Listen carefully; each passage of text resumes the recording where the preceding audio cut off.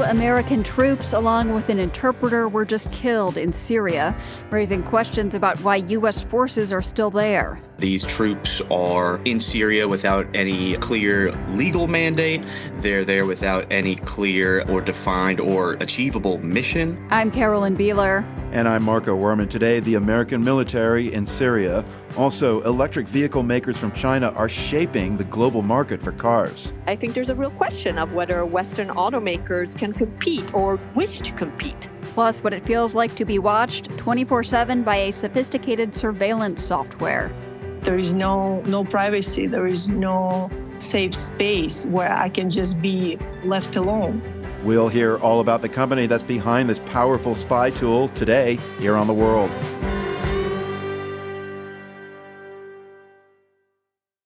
This is The World. I'm Carolyn Beeler. And I'm Marco Werman. Thank you for joining us today.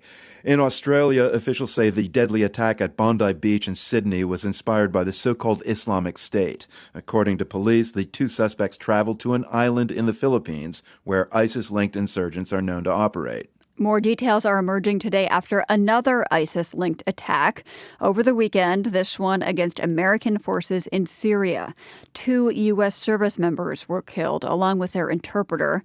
3 others were wounded. This was the first deadly attack on American troops in Syria since the fall of Bashar al-Assad a year ago. It's also a reminder of the dangers they still face. The World's Shirin Jafari starts our coverage today.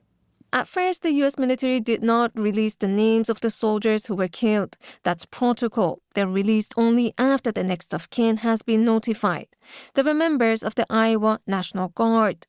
Lene Strover, president of the organization Final Salute, spoke with the local WHO 13 in Iowa. There was a time frame where no family in Iowa knew if it was their son or daughter, and what a heart-wrenching few hours that every family is sitting there just praying that that door doesn't knock, that they open it, and they see those people on the other side of the door.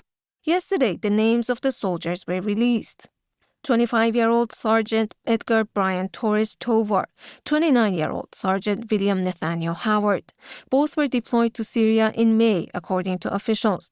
They, along with their interpreter, were killed in an ambush near Palmyra in central Syria.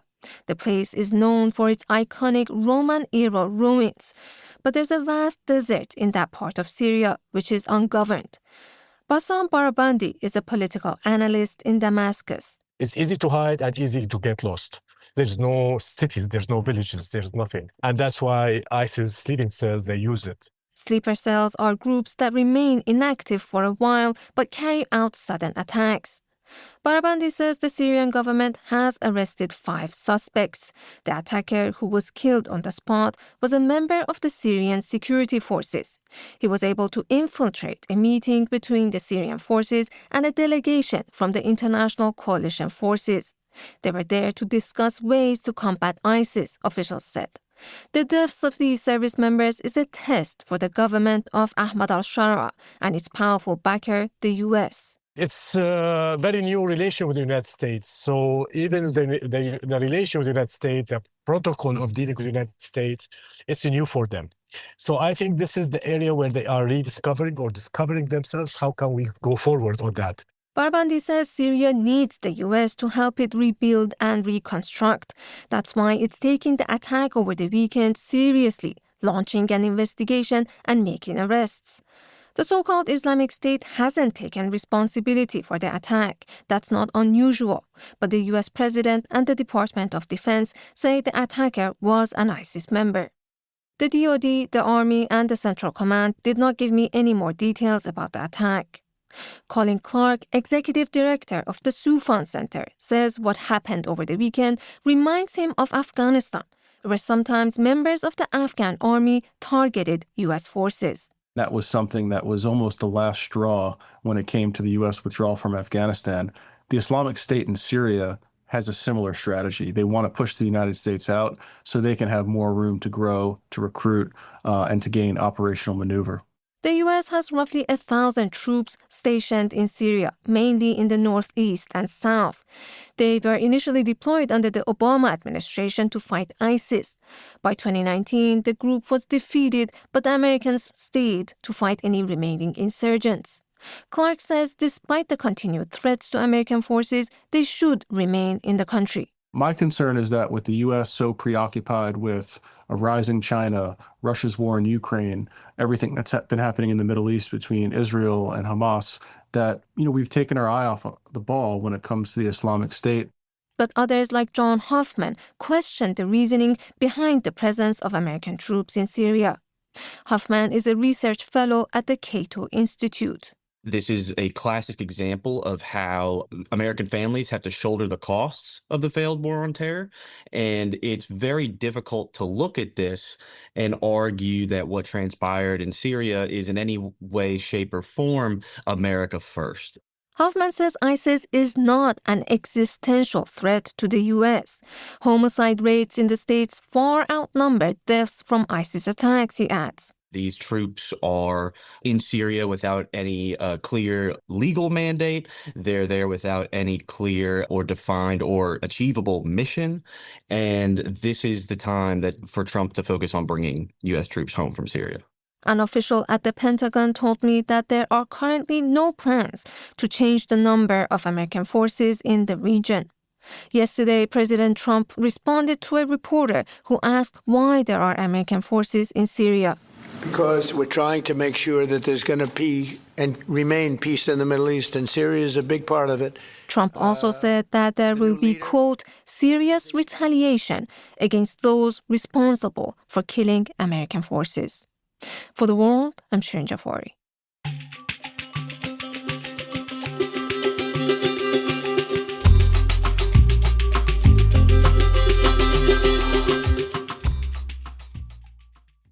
The European Union set an ambitious goal a few years ago for getting rid of gas-powered vehicles. It would effectively ban the sale of new combustion engine cars in 2035.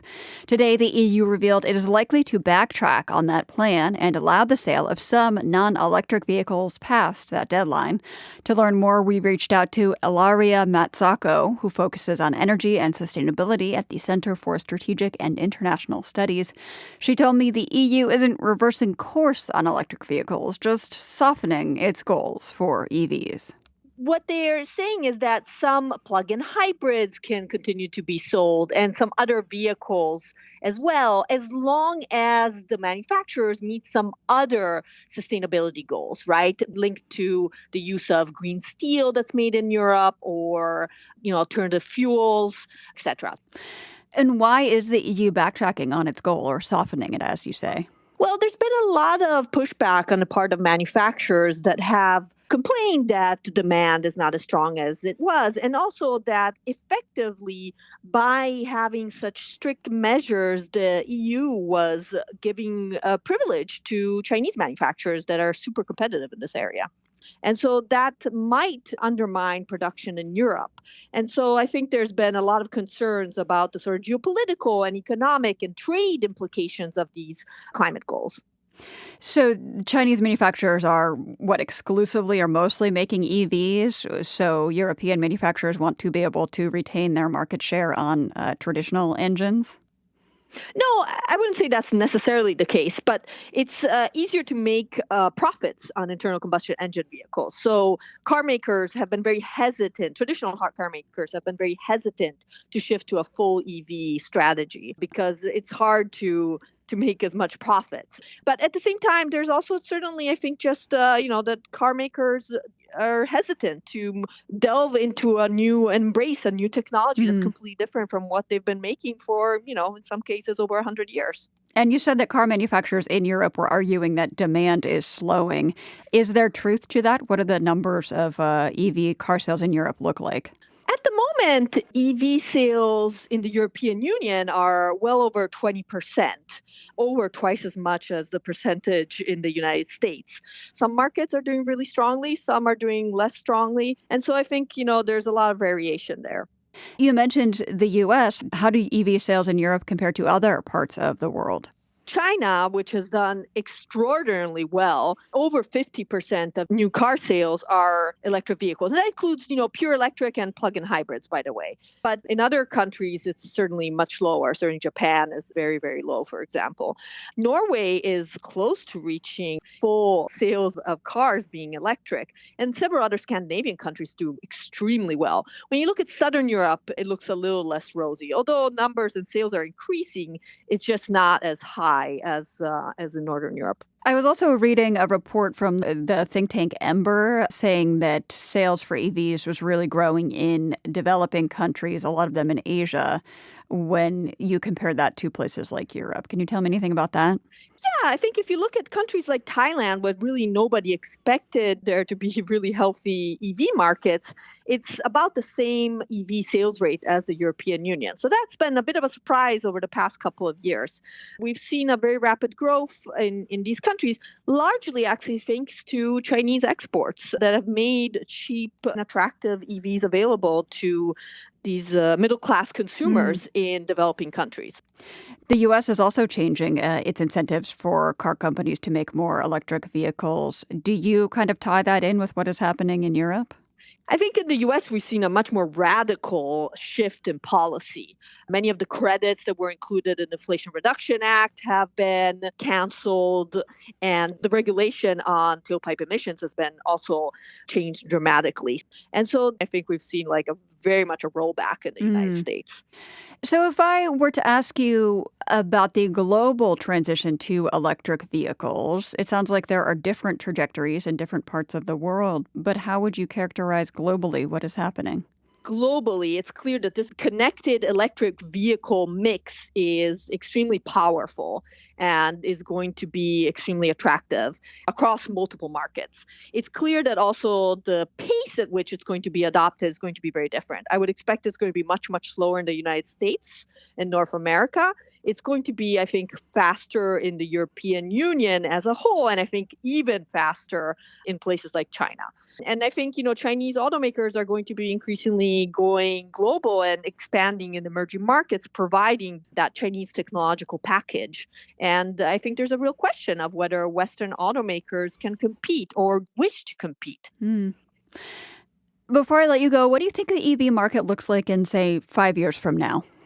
I think we'll be seeing a lot more of them across the world, although probably not as many in the United States as in some developing countries. So that's going to be really surprising, right? That's not what any of us expected 10 years ago. Ilaria Matsako is Deputy Director and Senior Fellow for Chinese Business and Economics in the Center for Strategic and International Studies. We've got an update on a story we reported last week about a controversial real estate project in Serbia's capital, Belgrade. The Serbian government had signed a 99-year lease agreement with a group linked to Jared Kushner, President Trump's son-in-law. Kushner's company was planning to finance a $500 million high-rise. It would have included a hotel, luxury apartments, and commercial space.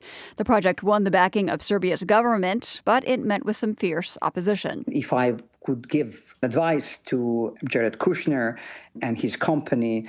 This is cultural heritage expert Snezhka Kvaflik-Mihailovic speaking to The World earlier this month. I would say that they definitely should not want to be part of a scheme that is so blatantly based on the violation of the Constitution and the rule of law. And that cannot be the healthy basis for developing good relationship between Serbia and the United States. That advice seems prescient now because prosecutors in Serbia have charged a government minister with abuse of office and falsifying documents in an apparent attempt to pave the way for Kushner's real estate project. That's according to a statement from the Public Prosecutor's Office for Organized Crime. The building site for the high-rise in Belgrade is a protected cultural heritage zone. Prosecutors say government officials forged documents to illegally remove that designation. Our reporting lays out other reasons why this building project is so controversial. Learn more at theworld.org.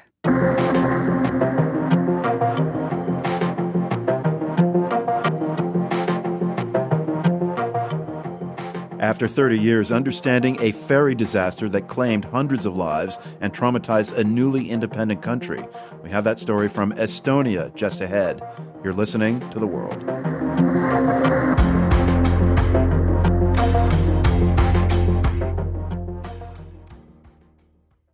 This is The World. I'm Marco Werman.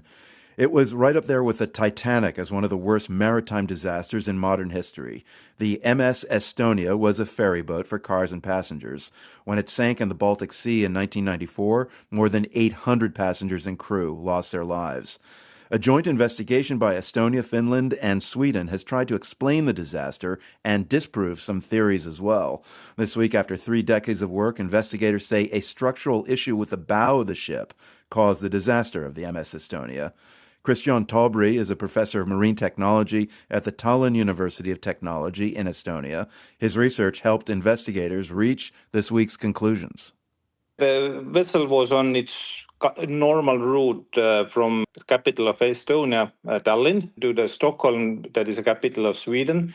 The weather conditions were quite heavy. Nothing extreme, but still very heavy condition. And also the wind direction was, and thus also the wave direction was not really good for the vessel. The waves were coming slightly from the port side and the ship was sailing into the waves.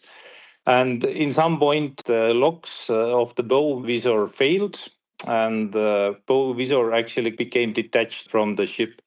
It also took with it the car ramp, which in that ship was acting as a collision bulkhead. So basically it should have remained to the ship to prevent the water from entering once the visor has been lost. Once the bow ramp was completely open, the bow ramp is basically the ramp from which the cars entered the vessel. Right. And of course, it left a big opening and then the water could come into the ship, into very large car deck. And with the water on the car deck, you are already in very bad situation. So of the 1,000 some odd people aboard, 800 were lost. Why was the death toll so high? Because it sank quite quickly. It didn't take that long time to sink. And it was in the middle of quite open sea and in the middle of the night with heavy weather conditions. So one reason was, of course, that the help didn't get there in time. The first to react were the other passenger ships in the region, but it took a long time to get there. Of course, you have extremely cold weather. At that time, you have very heavy waves. Right. And you can imagine that if your ship rolls 90 degrees, the stairs, what you have to use to climb out from the ship, they become walls. So it's very hard to get out from the ship when it's already rolled or heeled to large angles. Yeah, absolutely terrifying for those aboard. Now, you were only 15 years old at the time, Christian, but this terrible event left quite an impact on Estonia and affected you personally, I understand. Yes, my cousin was also on the ship, and she didn't make it out. I'm so sorry. Yes. With this latest report that the sinking of the ship was caused by structural damage to the bow, a lot of research went into this, including a lot of models of the ship and the sinking. Can you tell us about the research and what was undertaken? So we have really a lot of evidence. We have very detailed models of the sea bottom, where there is a hard bedrock, where there is a softer seabed. So we have really a lot of information to model such process. And what our simulations really showed that with contemporary tools, we can really reproduce such extremely complex physical processes which are involved with such accident. Christian, I'm curious to know what are some examples of alternative theories to what happened to the MS Estonia you and investigators were actually aiming to debunk.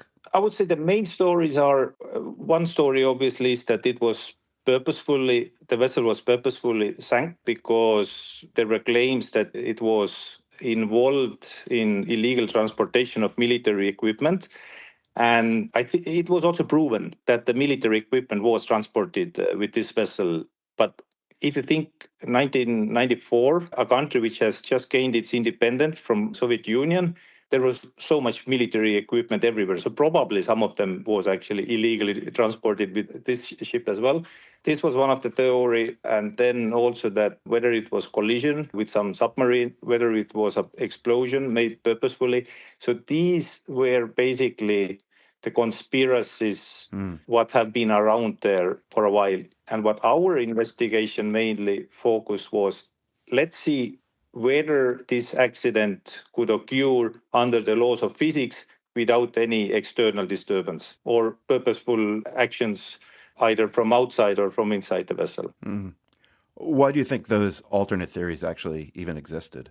I think it's with every bigger accident, probably there are those alternative theories. I think it's just a human nature because those theories are much more interesting than the actual story.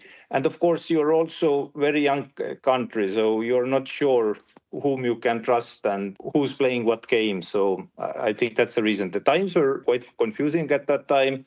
We were just kind of developing or reborn as a state. So times were confusing. And I think this is also very fruitful ground for that kind of theories. As you said, you've got family who were lost in this wreck. How did this event impact Estonia, the country, and how has it continued to sit in the country's national consciousness? For Estonia, it really was kind of a deep trauma because it happened really to a small, newly independent nation at the moment of quite high vulnerability. I would say the country was trying to survive, and now you have a major accident suddenly what you have to deal. You also even your institutions are not in place to deal with that. And I'm not talking only about rescue services, but also, let's say, accident investigation bureaus and institutions like that. We were just taking first steps as a re-independent country, so it was so major deal for us. Christian Taubry is a professor of marine technology at the Tallinn University of Technology in Estonia, explaining the 1994 shipwreck of the MS Estonia that claimed more than 800 lives.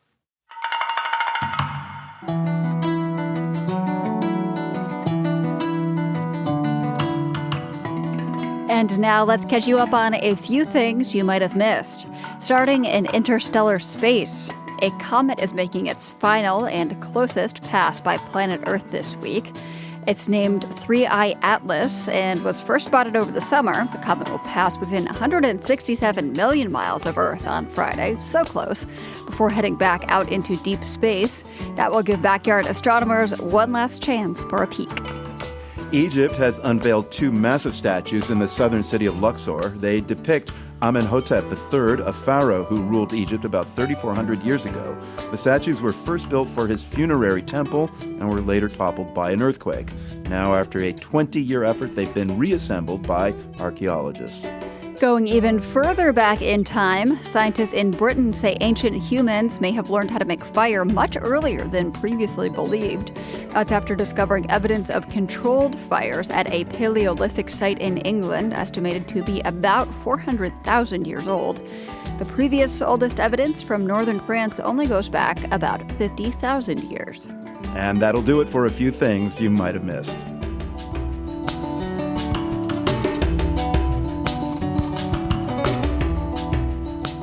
Just ahead, we continue our investigative look at surveillance software that's tracking the phones of regular people. You're listening to The World. This is The World. I'm Carolyn Beeler. And I'm Marco Werman. This week, we're hearing about a little-known and previously secret global surveillance software and the company that makes it.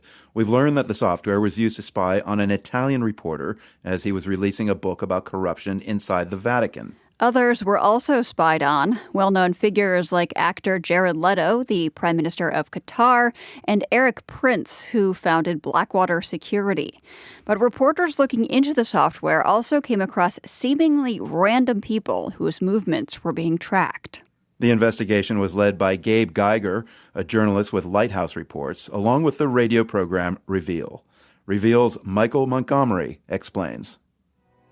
Gabe learned that lots of regular people were being tracked, like a teacher, a driver, even a softball coach in Hawaii. And we have no idea why.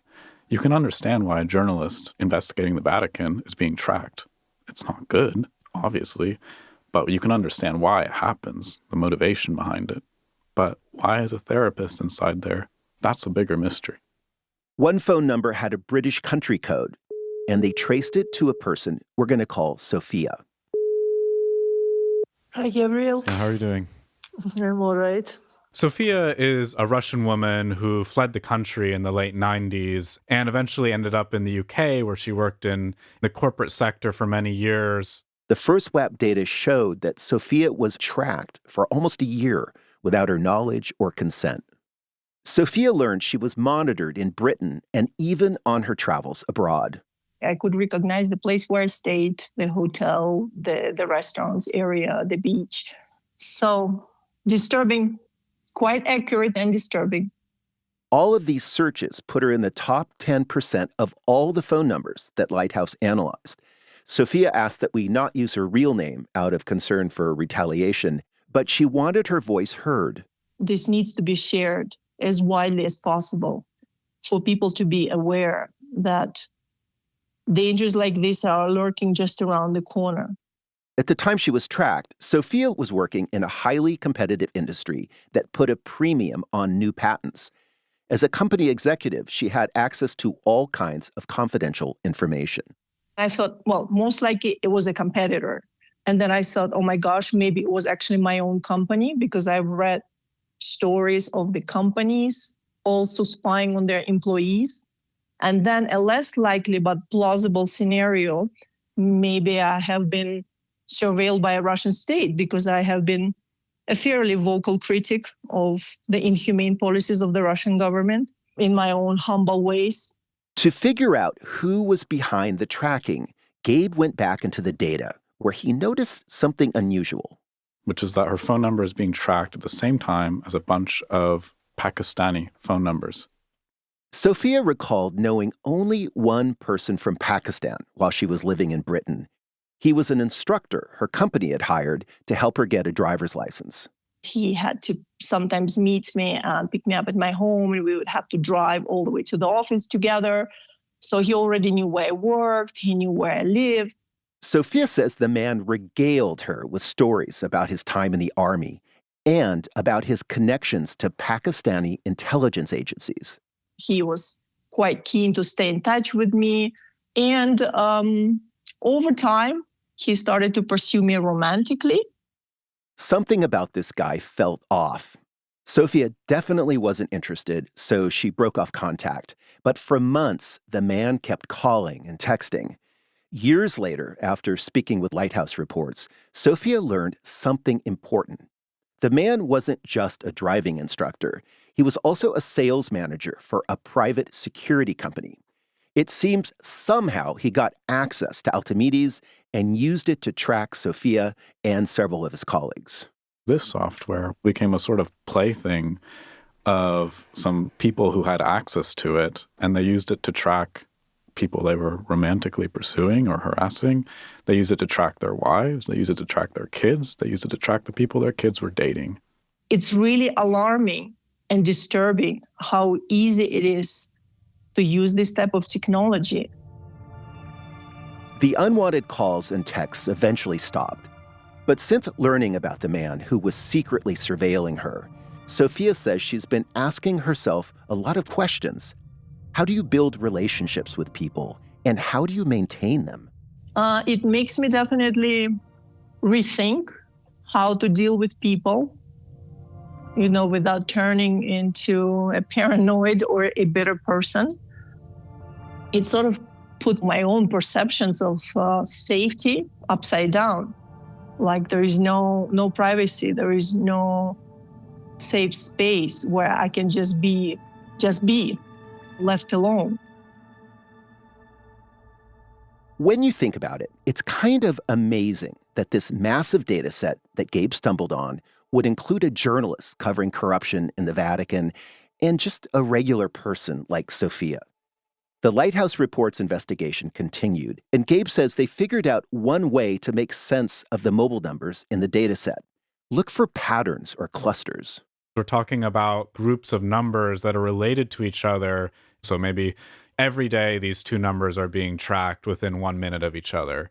Or they can be connected in terms of place. So these two numbers are being tracked in the same building, or they're being tracked, 100 feet away from each other.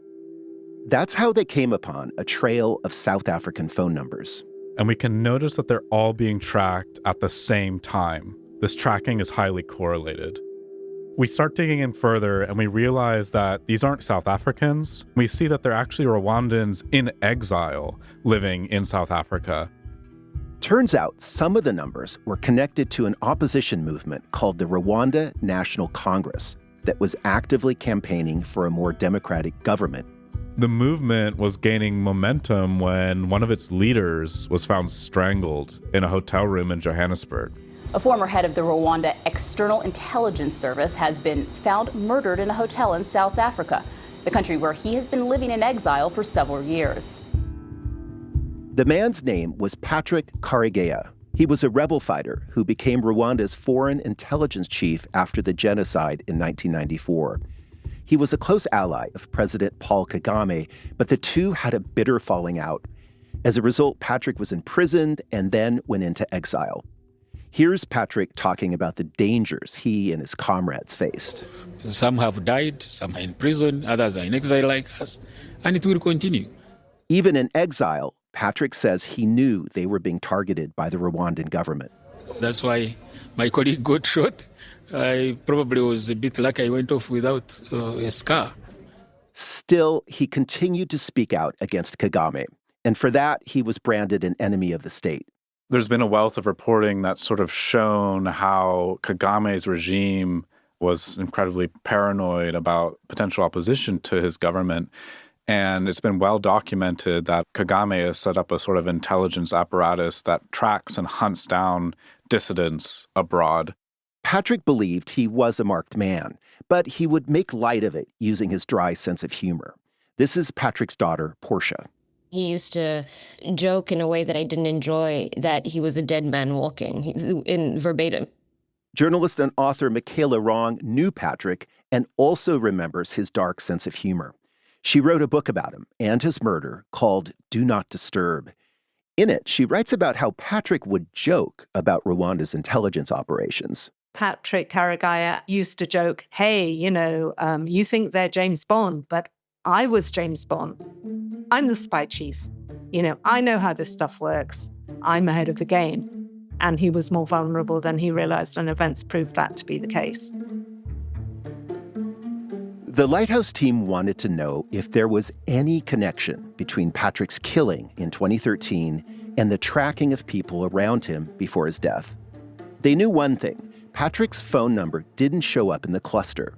But they uncovered the identities of others, including a man named Jack Nziza, and shared them with Michaela Wrong.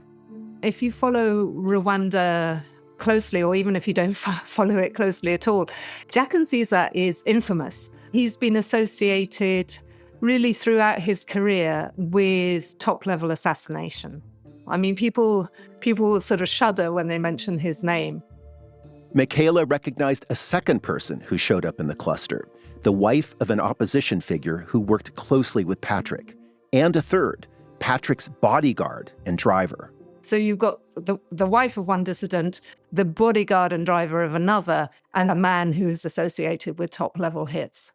Those clusters that Gabe and the Lighthouse team found are known as relational targeting in the world of surveillance technology.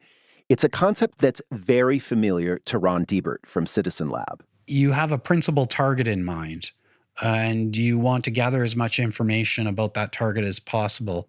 But you might have difficulty, for example, hacking their device because they put in place all sorts of defense mechanisms. This is where relational targeting comes into play. You track people whose movements mirror those of your targets. So you get at their daughter, their son, their cousin, their uncle, or whatever, and you track them collaterally. We see it in just about every case that we investigate. You can't kill someone if you don't know where they are. You can't kill people if you don't have real-time intelligence showing you their locations. As a former officer in the Rwandan army, Robert Higiro had organized sensitive military operations where intelligence gathering was crucial. Robert was also living in exile and was close to Patrick. He says he knew the government wanted to kill his friend, but he didn't know someone was using First WAP's software, Altimedes, to track people close to him. Learning about it today, he's not surprised. They do these things, they choose these methods of eliminating people by killing in cold blood because of they want to terrorize the population. The tracking stopped months before Patrick's murder, and it's unclear if other people close to him were being monitored at the time of his death. Portia was in Canada when she got word that her father was dead. It was New Year's Day, 2014. Even when I used to visit and say goodbye, you would always wonder, is that the last time I say goodbye to my dad? And then that he actually ultimately is killed. I just remember thinking, okay, so the world is just chaos and people are awful and there's not much you personally can do to get away from that. And it is absolutely a part of your life and your story. The Rwandan government was widely suspected of ordering Patrick's killing, and arrest warrants were issued for 2 Rwandan men, but there's never been a trial. Portia says her father's murder had the intended effect of splintering the opposition movement. There's a certain something that happens when you feel like you've lost good people. And so I think folks just didn't quite know how to stay together in the same way. It remains a mystery who had access to the FirstWap software that was used to track people close to Patrick Karegeya. A representative from the Rwandan embassy in Washington said the government of Rwanda, quote, has never had nor sought to have such software, directly or indirectly. In response to this investigation, FirstWap denied it was involved in any human rights violations. The company also said it couldn't address specific allegations because of client confidentiality. There is other evidence showing how the company and its executives have been connected to a list of governments with poor human rights records, such as emails, interviews with former employees, and the original data that Gabe collected.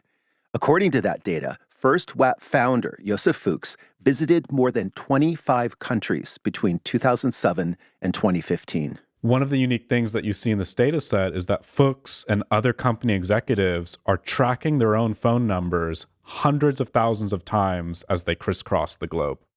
Lighthouse Reports suspects that Fuchs and other FirstWap executives traveled to many of these places while drumming up business for Altamides. And what kind of ties a lot of them together is that, one, they're authoritarian, and 2, they have a history of abusing surveillance tech against their own citizens. Like Thailand in 2013, Fuchs is there just as anti-government protests surge. We see Fuchs tracking his phone number and other Thai phone numbers. Maybe this is a way for him to show off how the software is working. But in any case, right after that, we see a huge uptick in activity in Thailand.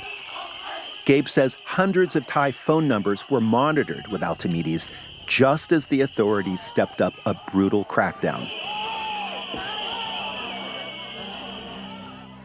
According to documents and interviews with former employees, Lighthouse learned that Altamides' customers included the governments of Belarus, Indonesia, Malaysia, Nigeria, Saudi Arabia, Singapore, the United Arab Emirates, and Uzbekistan. This is essentially despotism as a service. Ron Diebert from Citizen Lab says working with repressive governments is a common feature throughout the surveillance industry. These are companies that are facilitating human rights abuses and some pretty horrible, egregious practices.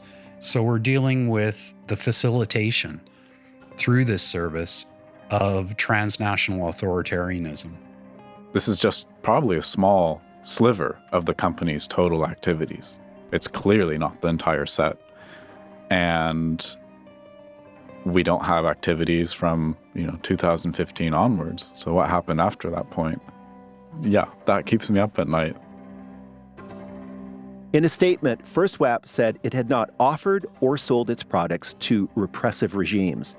And it noted that it had no knowledge of any discussions or presentations that may have been carried out by the company's founder, Josef Fuchs.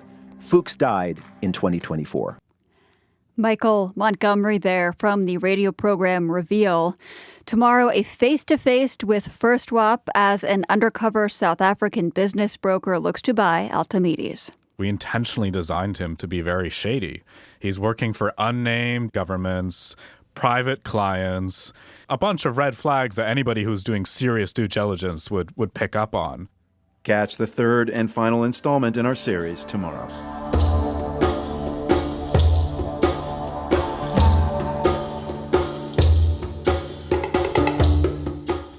Here at The World, we're getting ready to celebrate the new year and also a big birthday. The show is about to turn 30. Yep, 30 years on the air as of this New Year's Day. Be sure to tune in on January 1st as we swing back through 3 decades of news, music, and our favorite game, the Geo Quiz. Until then, we want to hear from you. What does the world, our program, not the whole planet, mean to you? Head to our website, theworld.org, and click on the link in the banner. Your notes will help propel us into 2026, and we might even share your comments on the air. So show your support by telling us what you love about the world. We couldn't do it without you. Again, that's theworld.org. And thank you, as always, for listening.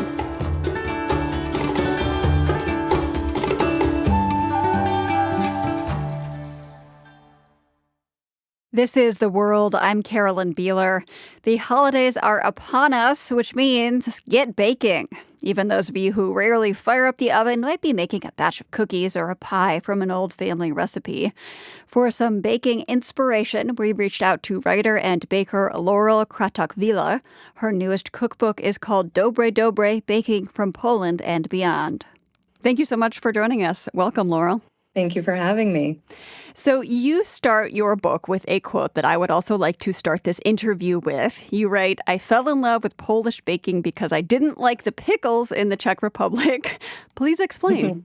So what do pickles have to do with Polish baking? Well, about 18 years ago, I found myself living in the Czech Republic, and I was so disappointed to find that the pickles in the Czech Republic are sweet. And I've been hoping for some real sour pickles, Central Eastern Europe, this is like the land of pickles. And I started dating a guy. I think it was our second date. He said, well, if you don't like the pickles here, let me take you to Poland. And it seemed like such a ludicrous idea, but it was really about, an hour and a half drive. We get to the other side. We were near this town called Jelenia Góra. First fruit and vegetable stand we saw, we just pulled over, and they sell loose pickles. And I was so happy. And then I saw a bakery, and we had to go into the bakery. And in the bakery, I was so surprised to see just like a shelf full of challah.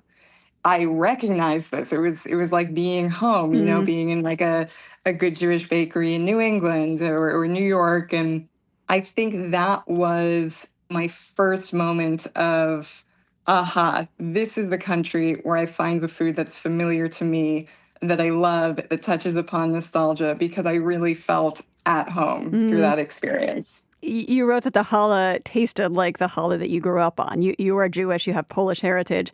I'm curious kind of like why this surprised you, I guess, that this existed in Poland. What surprised me about it is that it was in a context that was not Jewish, right? So you would find challah in a Jewish bakery. I mean, you could get it in a grocery store, of course, but it is a Jewish bread.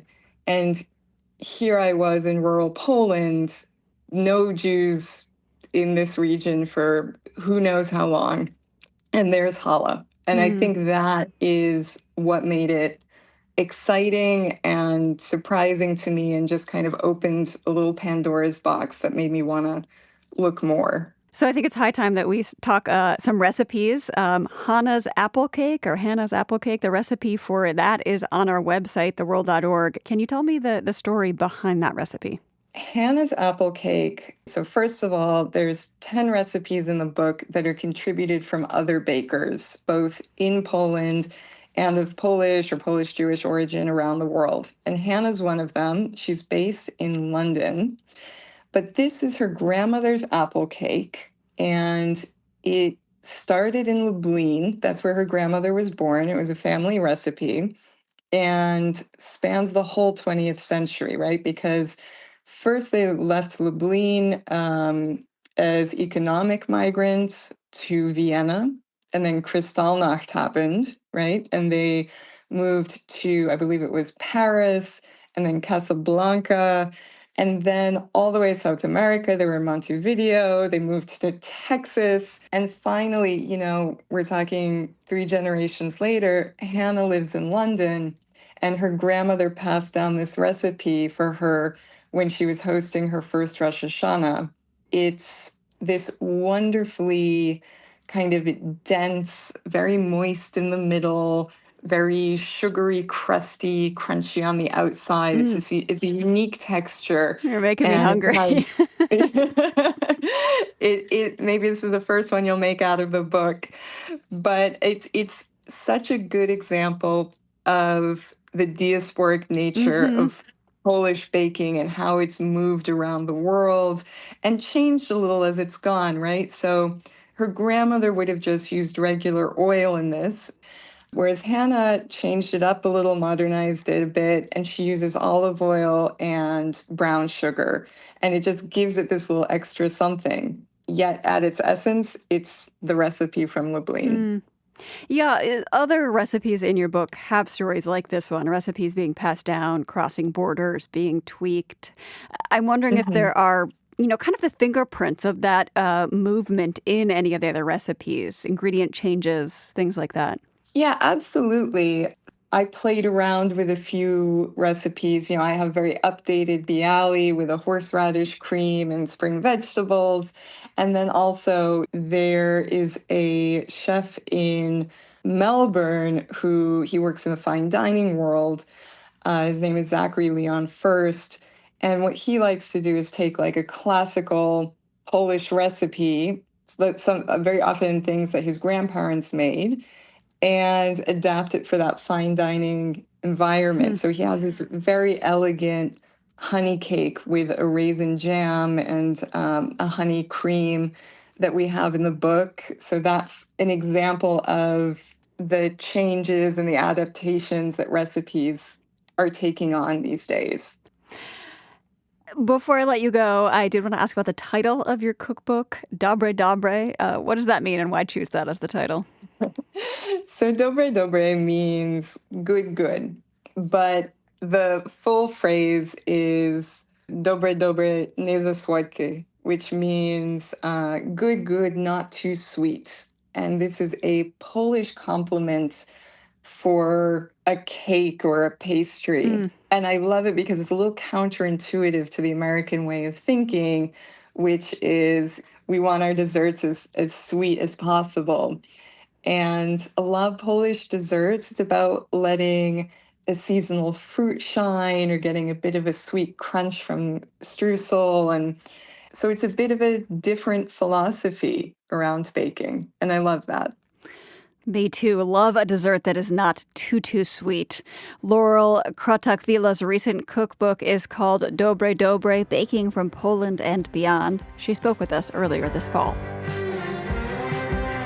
The World is produced by GBH and PRX, broadcasting weekdays from the Nan and Bill Harris studio in Boston and from the Department of Communication at UC San Diego. Find us online anytime at theworld.org and find more original reporting on our YouTube channel. Look for The World News GBH. I'm Marco Werman. And I'm Carolyn Beeler. Thank you for listening. We will be right back here tomorrow. The World is supported by the Carnegie Corporation of New York, working to reduce political polarization through philanthropic support for education, democracy, and peace. More information at carnegie.org. By the John D. and Catherine T. MacArthur Foundation, committed to building a more just, verdant, and peaceful world. macfound.org. And by FJC, a foundation of philanthropic funds serving the nonprofit sector with donor-advised funds, fiscal sponsorship, bridge lending, and more. FJC.org. The World's theme music is composed by Ned Porter. The World is a co-production of GBH Boston and PRX. More information at theworld.org.